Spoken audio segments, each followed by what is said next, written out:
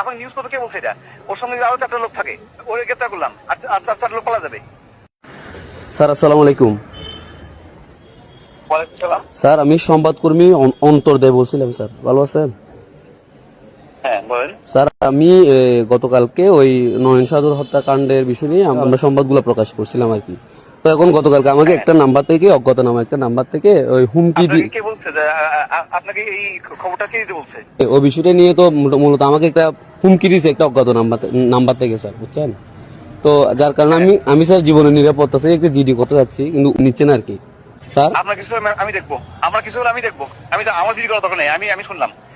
আর লোকে যে এইসব আজে বাজে সংবাদ দিয়েন না, এখানে তো আপনাদের কারণে হ্যাঁ স্যার, আমাদের তদন্তগুলো হয় না। এখন নিউজ কত কে বলছে এটা?